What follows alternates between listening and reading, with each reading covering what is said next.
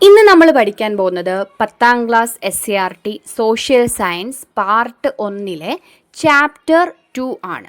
Liberty, equality, fraternity, സ്വാതന്ത്ര്യം, സമത്വം, സാഹോദര്യം.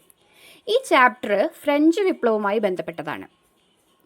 1789 ജൂൺ 20 അന്നത്തെ ഫ്രാൻസിൽ രാഷ്ട്രീയമായി വലിയ സംഘർഷമുണ്ടായിരുന്നു. പാരീസ് മഴയിൽ കുതിർന്നിരിക്കുകയായിരുന്നു. എന്നാൽ പാരീസിൻ്റെ രാഷ്ട്രീയ കാലാവസ്ഥ തികച്ചും ചൂടേറിയതായിരുന്നു.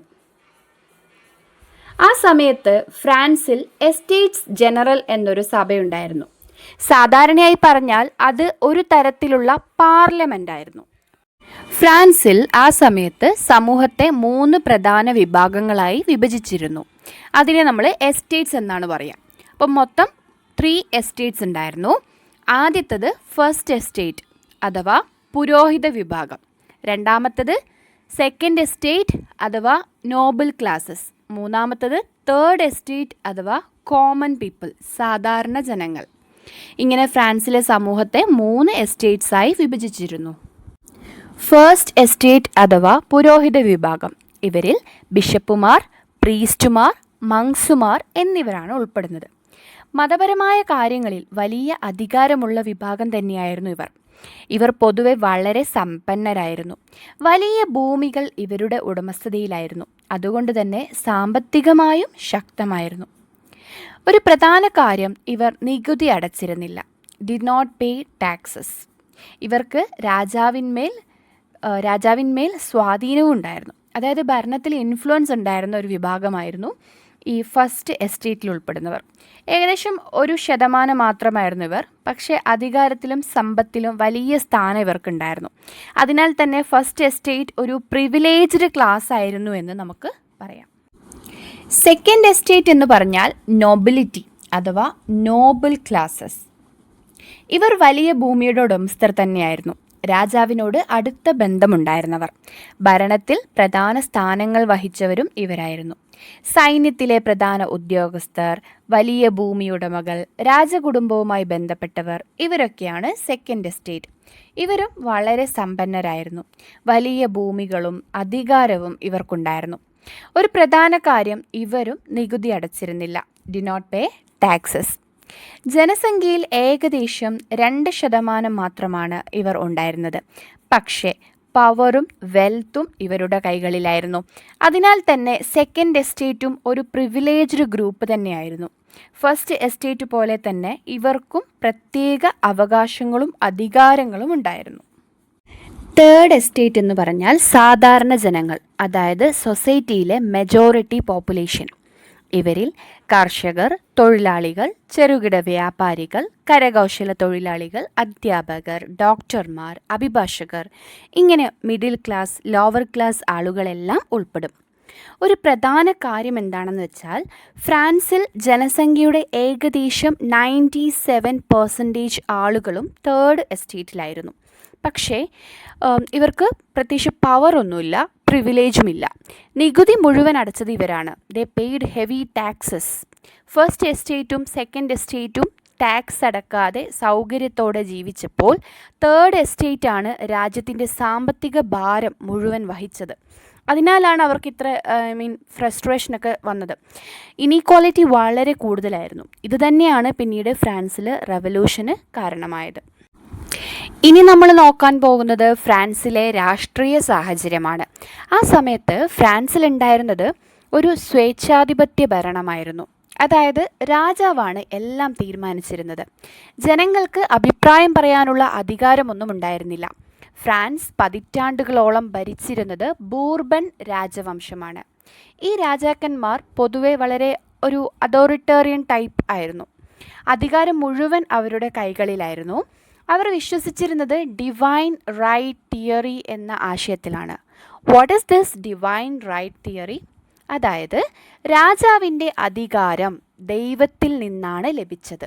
രാജാവ് ദൈവത്തിൻ്റെ പ്രതിനിധിയാണെന്ന് കരുതിയിരുന്നു. അതുകൊണ്ട് രാജാവ് ജനങ്ങളോട് തീരെ റെസ്പോൺസിബിൾ ആയിരുന്നില്ല. He was responsible only to the God. Estates general എന്ന പേരിൽ ഒരു പാർലമെൻറ്റ് ഉണ്ടായിരുന്നുവെങ്കിലും അത് പല വർഷങ്ങളായി വിളിച്ചു ചേർത്തിരുന്നില്ല. അവസാനമായി 1614 അത് യോഗം ചേർന്നത്. അതിനുശേഷം രാജാവ് താനെ തീരുമാനങ്ങളെടുത്ത് ഭരണം നടത്തി. ബൂർബൻ രാജാക്കന്മാരിൽ പ്രധാനപ്പെട്ടത് ലൂയിസ് 14 അദ്ദേഹമാണ് പറഞ്ഞത് ഐ ആം ദി സ്റ്റേറ്റ്, അഥവാ ഞാനാണ് രാഷ്ട്രം. ഇങ്ങനെ ജനങ്ങളുടെ പങ്കില്ലാത്ത ഒരു ഭരണമാണ് ഫ്രാൻസിൽ നിലനിന്നിരുന്നത്. പിന്നീട് സാധാരണ ജനങ്ങൾ, പ്രത്യേകിച്ച് തേർഡ് എസ്റ്റേറ്റ്, ഈ അവസ്ഥയെ ചോദ്യം ചെയ്യാൻ തുടങ്ങി. അവർക്കായിരുന്നു കൂടുതൽ നികുതി കൊടുക്കേണ്ടിയിരുന്നത്. പക്ഷേ അവർക്ക് അധികാരമോ യാതൊരുവിധ പ്രിവിലേജസോ കൊടുത്തിട്ടുണ്ടായിരുന്നില്ല. ഇതാണ് പിന്നീട് ഫ്രഞ്ച് വിപ്ലവത്തിലേക്ക് നയിച്ചത്. തേർഡ് എസ്റ്റേറ്റിലെ സാധാരണക്കാരായ ജനങ്ങളെ പ്രഭുക്കൾ എങ്ങനെ ചൂഷണം ചെയ്തിരുന്നു എന്നതാണ് ഇനി നമ്മൾ നോക്കാൻ പോകുന്നത്. അതൊരു സിംഗിൾ ടാക്സിലൂടെ മാത്രമല്ലായിരുന്നു. പലതരത്തിലുള്ള ചുമതലകളും നിർബന്ധിത ജോലികളും സ്പെഷ്യൽ നികുതികളും ഇവർക്കുമേൽ ഏർപ്പെടുത്തിയിരുന്നു. പ്രധാനമായും കോവി, ബനാലിറ്റി, ബെൻവിൻ, പിയേഷ്, ടെറാഷ് എന്നിങ്ങനെ പല രീതികളിലായിരുന്നു ഇവർ ചൂഷണം നടത്തിയിരുന്നത്. കോവി എന്ന് പറഞ്ഞാൽ തേർഡ് എസ്റ്റേറ്റ് അഥവാ സാധാരണ ജനങ്ങളെ വർഷത്തിൽ 3 അല്ലെങ്കിൽ 4 ദിവസം നിർബന്ധമായും ജോലി ചെയ്യിപ്പിക്കും. ഒരു വർഷത്തിൽ 3-4 ദിവസം സാധാരണക്കാരെ കൊണ്ട് ജോലി ചെയ്യിപ്പിക്കും. എങ്ങനെ? പ്രതിഫലം നൽകാതെ, ഒരു റിവാർഡും നൽകാതെ അവരെ ജോലി ചെയ്യിപ്പിക്കും. അവർക്ക് ചിലപ്പോൾ സ്വന്തം ജോലി ഉണ്ടാവാം, അവരുടേതായിട്ടുള്ള വയലിലൊക്കെ ജോലി ചെയ്യേണ്ടി വരാം. പക്ഷെ അതെല്ലാം വിട്ടിട്ട് പ്രഭുക്കളുടെ ആവശ്യത്തിന് ഫ്രീ ആയിട്ട് ജോലി ചെയ്യേണ്ടി വരും. ചുരുക്കി പറഞ്ഞാൽ ഫ്രീ ലേബർ. ബെനാലിറ്റി എന്ന് പറയുന്നത് ഒരു പ്രത്യേക നികുതി തന്നെയാണ്. പക്ഷെ വെറും ഒരു സാധാരണ നികുതി മാത്രമല്ല. വീഞ്ഞ് നിർമ്മാണത്തിൽ പ്രഭുക്കൾക്കുണ്ടായിരുന്ന കുത്തകാവകാശത്തിൽ അഥവാ മോണോപോളിയിൽ നിന്നാണ് ഇവർക്ക് പ്രഭുക്കൾക്ക് അധികമായി വരുമാനം ലഭിച്ചിരുന്നത്. പിന്നെ തേർഡ് എസ്റ്റേറ്റിലുള്ള സാധാരണ ജനങ്ങൾക്ക് ഇൻ കേസ് മുന്തിരിച്ചാറ് ഉണ്ടാക്കണമെങ്കിലോ അല്ലെങ്കിൽ റൊട്ടി ഉണ്ടാക്കണമെങ്കിലോ അവർക്ക് സ്വന്തം സൗകര്യങ്ങൾ ഇതൊക്കെ ഉണ്ടാക്കാൻ അവർക്ക് സ്വന്തം ഫെസിലിറ്റീസ് ഉണ്ടെങ്കിൽ പോലും അവ ഉപയോഗിക്കാൻ പാടില്ലായിരുന്നു. പകരം പ്രഭുക്കളുടെ ഉടമസ്ഥതയിലുള്ള മില്ല്, ഓവൻ, വൈൻ പ്രസ് പോലെയുള്ള സൗകര്യങ്ങൾ നിർബന്ധമായും ഉപയോഗിക്കണം. അതിനെന്ത് ചെയ്യണം? പ്രത്യേകമായി വാടകയും നൽകണം. അപ്പോൾ സ്വന്തം ആവശ്യത്തിനായി എന്തെങ്കിലും നിർമ്മിക്കണമെങ്കിൽ അല്ലെങ്കിൽ തയ്യാറാക്കണമെങ്കിൽ പോലും പ്രഭുവിന് പണം കൊടുക്കേണ്ട അവസ്ഥയായിരുന്നു സാധാരണ ജനങ്ങൾക്ക്. നെക്സ്റ്റ് ടൈപ്പ് ഓഫ് എക്സ്പ്ലോയിറ്റേഷൻ ആണ് ബെൻവിൻ. ബെൻവിൻ എന്ന് പറഞ്ഞാൽ ഒരു പ്രത്യേക ടൈപ്പ് ഓഫ് ടാക്സ് തന്നെയാണ്. വീഞ്ഞ് നിർമ്മിക്കാനുള്ള പ്രത്യേക അവകാശം പ്രഭുവിന് മാത്രം നിലനിന്നിരുന്നു. അതുകൊണ്ട് ആ പ്രദേശത്തുണ്ടാക്കുന്ന വീഞ്ഞിന് പ്രഭുവിന് കുത്തകാവകാശമുണ്ടായിരുന്നു, മോണോപോളി ഉണ്ടായിരുന്നു. തേർഡ് എസ്റ്റേറ്റിലെ സാധാരണ ജനങ്ങൾക്ക് വീഞ്ഞ് നിർമ്മിക്കണമെങ്കിൽ പ്രഭുവിൻ്റെ അനുമതി വേണം. അതുപോലെ വീഞ്ഞ് നിർമ്മാണം പോലും പ്രഭുവിൻ്റെ കൺട്രോളിലായിരുന്നു, നിയന്ത്രണത്തിലായിരുന്നു. ഇതും ഒരു തരത്തിലുള്ള സാമ്പത്തിക ചൂഷണമായിരുന്നു. അടുത്ത ഒരു ടൈപ്പ് ഓഫ് നികുതിയാണ് പിയേഷ്. പിയേഷ് എന്ന് പറയുന്നത് പാലങ്ങളും റോഡുകളും ഉപയോഗിക്കുന്നതിനായി പ്രഭുവിന് നൽകേണ്ട ടോൾ അഥവാ ചുങ്കം. ഇതാണ് പിയേഷ് എന്ന് പറയുന്നത്. അടുത്തൊരു ടൈപ്പ് ഓഫ് നികുതിയാണ് ടെറാഷ് എന്ന് പറയുന്നത്. ടെറാഷ് എന്ന് പറഞ്ഞാൽ വിളവിൽ നിന്ന് പ്രഭുവിന് നൽകേണ്ട ഒരു പങ്കാണ്. കർഷകർ കൃഷി ചെയ്ത് വിളവെടുത്താൽ അതിൽ നിന്ന് ഒരു ഭാഗം പ്രഭുവിന് നൽകണം. ഇതാണ് ടെറാഷ് എന്ന് പറയുന്നത്. വിളവെടുപ്പ് കാലത്ത് കർഷകരിൽ നിന്ന് പിരിക്കുന്ന ഒരു പ്രത്യേക ടൈപ്പ് ഓഫ് ടാക്സ് ആണ് ടെറാഷ് എന്ന് പറയുന്നത്. ഇനി നമ്മൾ നോക്കാൻ പോകുന്നത് മധ്യവർഗത്തിൻ്റെ ഉദയത്തെക്കുറിച്ചാണ്. 18-ാം നൂറ്റാണ്ടിൽ ഫ്രാൻസിൽ കൃഷിയും വ്യവസായവും വളരാൻ തുടങ്ങി. അതോടൊപ്പം നഗരങ്ങളും വികസിച്ചു. വാണിജ്യവും പ്രത്യേകിച്ച് കോളനികളുമായി നടത്തിയ വ്യാപാരവും പലർക്കും സാമ്പത്തികമായി മുന്നേറാൻ സഹായിച്ചു. ഇങ്ങനെ സമ്പന്നരായ വ്യാപാരികൾ, വ്യവസായികൾ, കൂടാതെ ഡോക്ടർമാർ, അഭിഭാഷകർ, ബാങ്കേഴ്സ് തുടങ്ങിയവരാണ് മിഡിൽ ക്ലാസ്സായി രൂപപ്പെട്ടത്. പക്ഷേ ഒരു കാര്യം ശ്രദ്ധിക്കേണ്ടത്, ഇവർക്കും നികുതി കൊടുക്കേണ്ടി വന്നു. വിദ്യാഭ്യാസവും പണവും ഉണ്ടായിരുന്നെങ്കിലും ഭരണത്തിലോ സൈന്യത്തിലോ ഇവർക്ക് വേണ്ടത്ര അധികാരമോ സ്ഥാനമോ ലഭിച്ചില്ല. അതുകൊണ്ടാണ് മിഡിൽ ക്ലാസ്സിൽ വലിയ ഫ്രസ്ട്രേഷൻസ് ഉണ്ടായത്. ഈ ഫ്രസ്ട്രേഷൻ തന്നെയാണ് പിന്നീട് ഫ്രഞ്ച് വിപ്ലവത്തെ ശക്തമായി സ്വാധീനിച്ചത്. അതോടൊപ്പം ഗബൽ എന്ന ഉപ്പുനികുതിയും. ഗബൽ എന്ന് പറയുന്നത് ആദ്യകാലത്ത് 13-ാം നൂറ്റാണ്ടു മുതൽ പല ഉൽപ്പന്നങ്ങൾക്കും മേൽ ഈ നികുതി ചുമത്തിയിരുന്നു. പക്ഷേ പിന്നീട് 15-ാം നൂറ്റാണ്ടു മുതൽ ഇത് ഉപ്പിന് മാത്രമായി മാറി. ഉപ്പ് വളരെ ആവശ്യമായ ഒരു സാധനമാണ്. അതിനുമേൽ നികുതി ചുമത്തിയത് ജനങ്ങൾക്ക് വലിയ ബുദ്ധിമുട്ടായി. അതുകൊണ്ട് തന്നെ ഗബൽ എന്ന ടാക്സ് പൂർണ്ണമായും ജനവിരുദ്ധമായ ഒരു നികുതിയായി മാറി. ഇവിടെ നമുക്ക് പ്രശസ്ത ചരിത്രകാരായ വിൽ ഡ്യൂറന്റും ഏരിയൽ ഡ്യൂറന്റും ഫ്രഞ്ച് വിപ്ലവത്തിൽ മധ്യവർഗത്തിൻ്റെ പങ്കിനെ പറ്റി അവരുടെ കമൻസ് എന്താണെന്ന് നോക്കാം. അവരുടെ അഭിപ്രായത്തിൽ ഫ്രഞ്ച് വിപ്ലവത്തിൻ്റെ പ്രധാന കാര്യം പ്രഭുക്കളെയും മതപണ്ഡിതരെയും അധികാരത്തിൽ നിന്ന് മാറ്റി നിർത്തുക എന്നതായിരുന്നു. അത് നടത്തിയത് ആക്ച്വലി മധ്യവർഗം തന്നെയാണ്. അവർ കർഷകരുടെ ആ ഒരു ഫ്രസ്ട്രേഷൻ ഉപയോഗിച്ച് ഫ്യൂഡൽ സിസ്റ്റം തകർത്തു.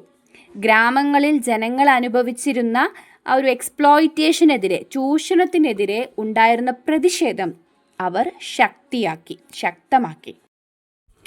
അതുപോലെ നഗരങ്ങളിലെ സാധാരണ ജനങ്ങളുടെ ആ ഒരു ഫ്രസ്ട്രേഷനും ആ ഒരു അസംതൃപ്തിയും അവർ ഉപയോഗിച്ചു. അതിലൂടെ രാജാവിൻ്റെ സൈന്യത്തെ പോലും ദുർബലമാക്കാൻ അവർക്ക് സാധിച്ചു. അതിനാൽ ഡ്യൂറന്റിൻ്റെ അഭിപ്രായത്തിൽ ഫ്രഞ്ച് വിപ്ലവം എന്നത് മധ്യവർഗം നയിച്ച ഒരു വലിയ സാമൂഹിക രാഷ്ട്രീയ മാറ്റമായിരുന്നു. ഫ്രാൻസിൽ 1770-കളിൽ ഒരു വലിയ സാമ്പത്തിക പ്രതിസന്ധി ഉണ്ടായി. കൃഷിമേഖല തകരാൻ തുടങ്ങി. ഉൽപാദനം കുറഞ്ഞു. അതോടെ ധാന്യത്തിൻ്റെയും റൊട്ടിയുടെയും വില 60% വരെ ഉയർന്നു. പക്ഷേ വേതനം വെറും 22% മാത്രമേ ഉയർന്നുള്ളൂ. അതായത് ജനങ്ങൾക്ക് സമ്പാദിക്കുന്ന പണം കൊണ്ട് ഭക്ഷണം പോലും വാങ്ങാൻ ബുദ്ധിമുട്ടായി. പശുക്കൾക്ക് തീറ്റക്കുറവുകളുണ്ടായി. കന്നുകാലികൾ കുറഞ്ഞു. ജനസംഖ്യയുടെ വലിയൊരു വിഭാഗം കഷ്ടപ്പെട്ടു. ഇതിനൊപ്പം ബ്രിട്ടനുമായി ചെയ്ത വ്യാപാര ഉടമ്പടി കാരണം ബ്രിട്ടീഷ് സാധനങ്ങൾ ഫ്രാൻസിൽ നിറഞ്ഞു. സ്വദേശ കരകൗശല തൊഴിലാളികൾക്ക് ജോലി നഷ്ടപ്പെട്ടു. ഇത് ജനങ്ങളിൽ വലിയ അസന്തോഷം സൃഷ്ടിച്ചു. കർഷകരും തൊഴിലാളികളും പ്രതിഷേധിക്കാൻ തുടങ്ങി. പ്രതിസന്ധി മറികടക്കാൻ ലൂയി 16 ബാങ്കുകളിൽ നിന്ന് വലിയ തോതിൽ കടം വാങ്ങി. സർക്കാർ ബോണ്ടുകളും നൽകി. പക്ഷേ ഖജനാവ് ശൂന്യമായതോടെ ബാങ്കുകൾ പിന്നെ കടം നൽകാൻ തയ്യാറായില്ല. അതോടൊപ്പം നികുതി വ്യവസ്ഥയിൽ വലിയ അസമത്വമുണ്ടായിരുന്നു. പ്രഭുക്കൾക്ക് ഇളവ്, സാധാരണ ജനങ്ങൾക്ക് ഭാരം. അതുകൊണ്ട് മധ്യവർഗം എല്ലാവർക്കും ഒരുപോലെ നികുതി വേണമെന്ന് ആവശ്യപ്പെട്ടു. ഇങ്ങനെ പ്രഭുക്കളുടെ ചൂഷണവും അതോടൊപ്പമുണ്ടായ സാമ്പത്തിക പ്രതിസന്ധിയും ചേർന്നാണ് ഫ്രാൻസിൽ വലിയ രീതിയിലുള്ള പ്രശ്നങ്ങൾ രൂപപ്പെട്ടത്. ജനങ്ങൾ ദാരിദ്ര്യത്തിൽ കഷ്ടപ്പെട്ടു. എന്നാൽ പ്രത്യേക അവകാശങ്ങൾ ചിലർക്കു മാത്രമായി തുടർന്നു. ഈ ചൂഷണവും സാമ്പത്തിക പ്രതിസന്ധിയും കൂടി ചേർന്നതാണ് ഒടുവിൽ ഫ്രഞ്ച് വിപ്ലവത്തിലേക്ക് നയിച്ചത്.